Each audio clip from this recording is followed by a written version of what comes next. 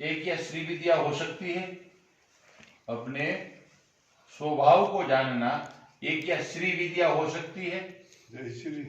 श्री विद्या मदद कर सकती है श्री विद्या उसमें। बाकी स्वभाव को जानना तो साधना की गहन अवस्थाओं में प्रवेश करने से प्राप्त होगी। श्री विद्या के द्वारा थोड़ा उसमें सहायता मिल सकती है। ये जितनी भी विद्याएं हैं परमार्थ संबंधी, ये सब सहायता कर सकते हैं। बाकी विद्या तो एक ही है, अध्यात्म विद्या विद्या नाम वादः प्रवदतामहम्। कोई विद्या है, उसी से स्वभाव प्रकट हो सकता है।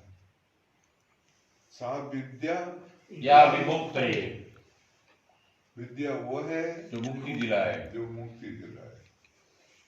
बाकी सारी विद्याएं बंधन युक्त। हाँ, श्री विद्या की एक विशेषता है, इसको सिद्ध करने वाला दूसरे को अपने प्रभाव में ले सकता है।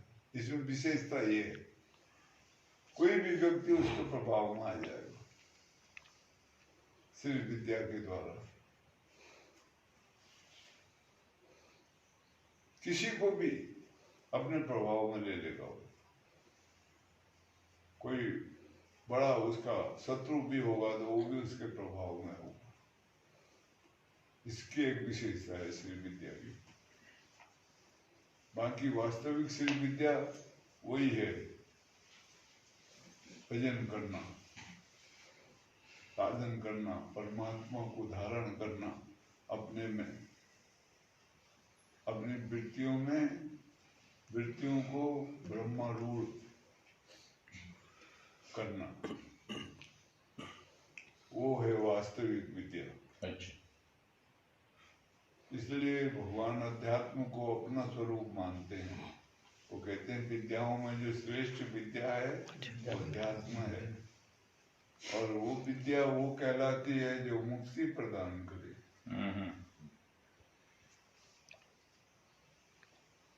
वहाँ ऐसा उपनिषद में चेताया है, वो कहते हैं जो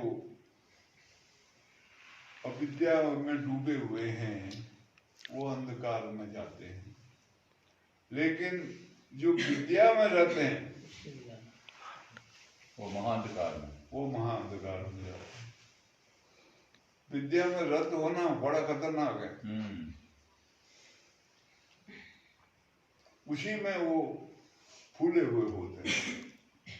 अंधम तमा प्रविशन्ति विद्या उपासते ततो भूय युक्ते तम विद्याया रतः। वो कहते हैं अंधकार में तो हो जाते हैं जो विद्या में लगे हुए हैं, लेकिन महाअंधकार में वो चले जाते हैं जो विद्या में रहते हैं।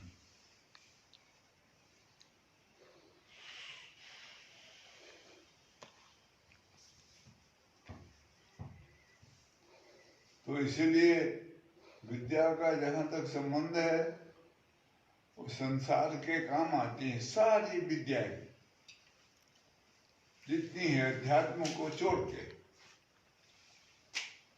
पर अध्यात्म को विद्या भगवान ने कहा है, नहीं तो विद्या नहीं है।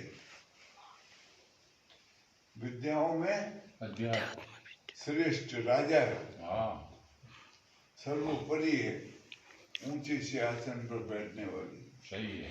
लेकिन यहाँ विद्या शब्द से, क्योंकि वो ब्रह्म विद्या है इसलिए उसको कहा। आत्मा की विद्या, अध्यात्म का मतलब हाँ आत्मा का ज्ञान।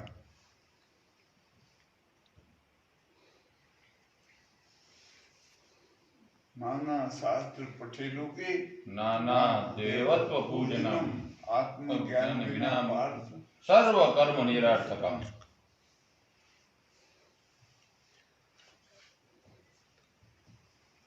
ऐसा है वो उसका स्वभाव प्रकट होगा। भगवत दर्शन से स्वभाव प्रकट होगा। भगवान राम ने जब बिल्ली को दीक्षा उपदेश करा, उसको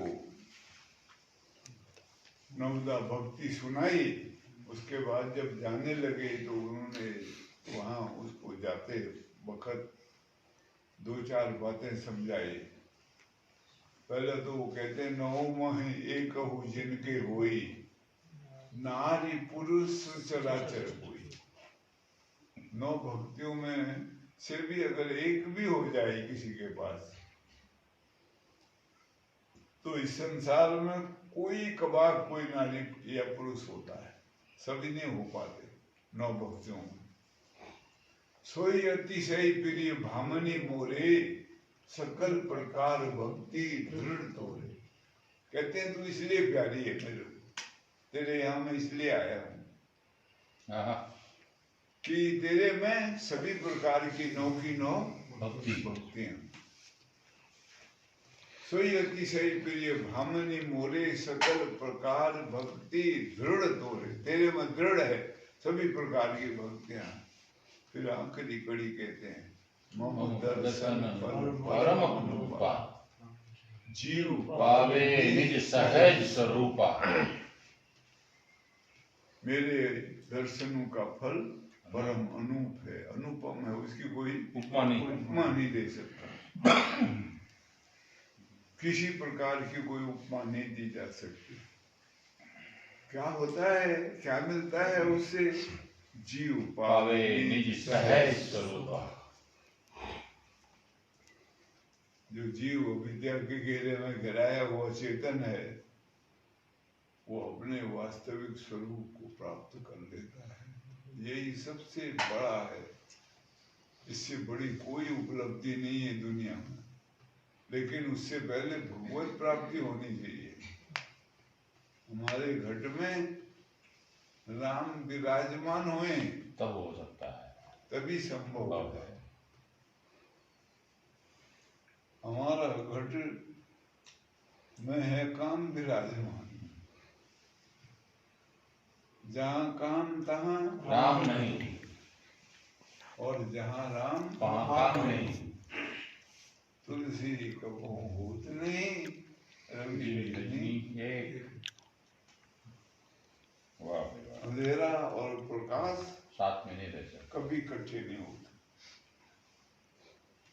जहाँ अंधेरा है वहाँ प्रकाश नहीं है, प्रकाश का अभाव ही अंधेरा है। और जब प्रकाश होगा तो अंधेरा तो भाग ही जाएगा। प्रकाश आने की सूचना होने से ही अंधेरा चला जाता है। मुट्ठी बांध के आया आया काल आया।